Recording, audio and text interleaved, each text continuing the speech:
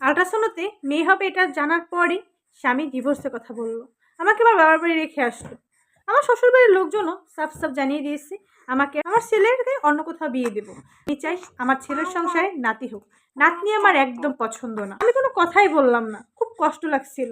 আমার স্বামী আমার কাপড় চোপড় গুছিয়ে ব্যাগ ভর্তি করে আমাকে নিয়ে গেল আমার বাবার বাসায়। আমার বাবার বাসায় রেখে আসলো। তখন আমি 6 মাসে প্রেগনেন্ট ছিলাম। তার সাথে আমার বিয়েটা হয়েছিল আমার শ্বশুরের ইচ্ছে।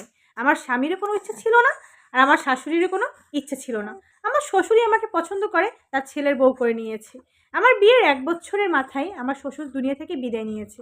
আমার শ্বশুর যতদিন ছিল তার সামনে বসে আমার শাশুড়ি আর আমার স্বামী আমার সাথে মোটামুটি ভালোই ব্যবহার করতো। আমার শ্বশুর চলে যাওয়ার পরে আমার সাথে কেউ ভালো ব্যবহার করতো না। শুধুমাত্র আমার এক ননদ ছিল, ও আমাকে অনেকটাই ভালোবাসতো, আমাকে বড় বোনের মতন ভাবতো। আমিও ওকে ছোট বোনের মতনই দেখতাম। আমার ননদ আমাকে বলেছিল, ভাবি তুমি একটা বাচ্চা নিয়ে নাও, দেখবা ভাইয়া আর মা তোমাকে মেনে নিয়েছে। বিয়ের 4 বছর পর আমার বাচ্চা কনসেপ্ট করলো। বাচ্চা কনসেপ্ট করছে শুনে আমার শাশুড়ি আমার স্বামী কেউ কিন্তু খুশি হয়নি। আমার স্বামী আমাকে বললো, কি ব্যাপার, বাচ্চা কিভাবে কনসেপ্ট করলো? এই বাচ্চা কি আমার না অন্য কারো? আমি বললাম, তুমি সব কি বলছো? আমার শাশুড়ি বলল, বাচ্চা নিলা কিসের জন্য? আমার ছেলেকে হাতের মুঠোয় রাখার জন্য।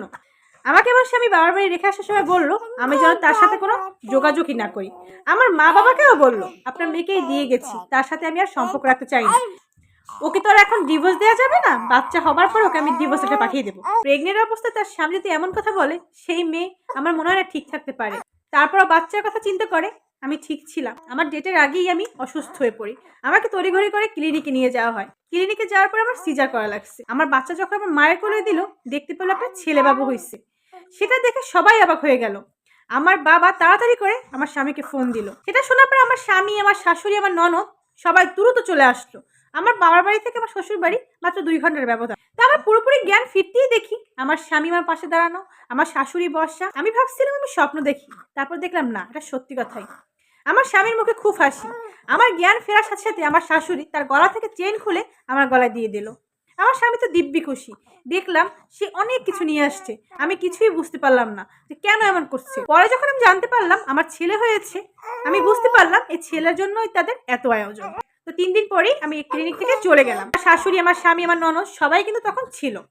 তো আমার শাশুড়ি আমার স্বামী বললো, তোমাকে এবার বাড়ি নিয়ে যাবো। আমি আমার শাশুড়িকে বললাম, না আমি আপনাদের সঙ্গে যাবো না। আমি আমার স্বামীকে বললাম, তুমি নাকি আমাকে ডিভোর্স দিবে, তাহলে দিয়ে দাও। আমার স্বামী তখন আমাকে বললো, আমার ভুল হয়ে গেছে। এটা মেয়ের জীবনে সবচেয়ে গুরুত্বপূর্ণ হলো স্বামী আর শ্বশুর বাড়ি। তো আমি যেহেতু অসুস্থ, সেহেতু তারা চলে গেল, আমার ননদটা থাকলো। তো 15 দিন পর আমার স্বামী এবার আসলো, এসে আমাকে নিয়ে গেল। তো আমার বাচ্চার বয়সে 4 বছর হয়ে গেছে। তো আলহামদুলিল্লাহ খুব সুখেই আছি। তো এই কাহিনীটা একটা আপু আমাকে পাঠিয়েছিল। যদি আপনাদের ভালো লেগে থাকে অবশ্যই আমার পাশে থাকবেন। আসসালামু আলাইকুম, আল্লাহ হাফেজ।